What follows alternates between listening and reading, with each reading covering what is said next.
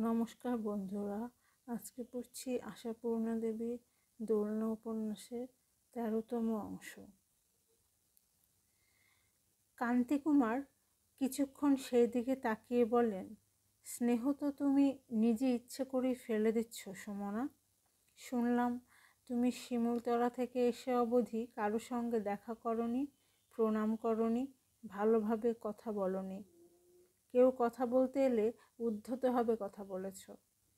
কেউ তো আমার সঙ্গে কথা বলতে আসছে না বাবা, আসছে উপদেশ দিতে। তাতেই বা তুমি অসহিষ্ণু হচ্ছ কেন? তারা তোমার কল্যাণকামী। হ্যাঁ, দৃশ্য তো তাই বটে। বেশ তো, অদৃশ্য লোকের কথাটা নাহি ভাবলে গুরুজনের কথা ভেবে নেওয়াই তো ভালো। আগে তো কখনো তোমাকে এসব শিক্ষা দিতে হয়নি সুমনা। তোমার বুদ্ধিতে কি এসব আশ্রয় করলো? হতাশ নিঃশ্বাসের শব্দকে আর গোপন করতে পারেন না কান্তিকুমার। সুমনা কি উত্তর দিত কে জানে। ঠিক এই মুহূর্তে ঘুম ভেঙে কেঁদে উঠল ছেলেটা। পরিত্রাহী কান্না, সে যে কান্নাকে ঘরের দরজা বন্ধ করে দিয়ে বাড়ির লোকের কান আড়াল করে রাখবার চেষ্টা করে সুমনা। কান্তিকুমার উঠে দাঁড়ান, বলেন, তাহলে তোমার আর রেজাল্টের জন্য যাবার সুবিধে হচ্ছে না? সেই কান্নার দরজায় একটা হাত চাপা দিয়ে রেখে সুমনা বলে, না, যাব। আচ্ছা বাবা। কান্তিকুমার চলে যাচ্ছেন। সুমনার ডাকটা পিছনে আছড়ে পড়ে। ফিরে তাকান কান্তিকুমার। তাকান প্রত্যাশার পাত্র হাতে। ভাবেন হয়তো এই মুহূর্তে বলে উঠবে সুমনা, বাবা তুমি যা ভালো বোঝো করো। কিন্তু না, তা বলে না সুমনা। শুধু বলে, তুমি মাকে বলো তখন এ ঘরে একটু থাকতে। ছেলেটাকে কোলে করে ভোলাতে ভোলাতেই বলছে সুমনা। কান্তিকুমার একটু চুপ করে থেকে বলেন, বেশ, বলে দিচ্ছি। তোমার মার কাছে এটুকু বলার সাহসও তোমার হচ্ছে না, এটা অভিনব।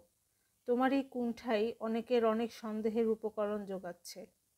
যাক সে কথা। কিন্তু সুমনা, ওই বাচ্চাটাকে কতদিন তুমি ঘরে আগলে রাখতে পারবে? ও তো ঘর থেকে বেরোবে, শিশুর স্বধর্ম যা তা পালন করবে। তখন আমি পরের কথা কিছু ভাবতে পারছি না বাবা। না ভাবাটা বুদ্ধিমানের কাজ নয়। বলে শোনো, আমি ওর জন্য রেখে দেব, তুমি এমএ পড়বে। কান্তিকুমার বেরিয়ে যান ঘর থেকে। একটু পরে অনর সুমনার কানে একটা হইচই শব্দ এসে পৌঁছায়। কে যেন এসেছে। কে এসেছে? পিসিমা। পিসিমা এলে তো দাদাও আসবে। যার আসার দিন গুনছে সুমনা। এখনো যার ওপর একটু ভরসা রেখেছে। প্রতিদিন যার কথা মনে পড়েছে। একজন কাউকে ডেকে জিজ্ঞেস করতে ইচ্ছে হয়েছে, দাদা কবে আসবে? দাদা যেখানে গেছে তার ঠিকানা কি? পারেনি জিজ্ঞেস করতে। হ্যাঁ, পিসিমাই। এসে পর্যন্ত তার সঙ্গে দেখা হয়নি। পুরী গিয়েছিলেন রথের রশি টানতে, থেকে গিয়েছিলেন তারপর মাস দেড়েক।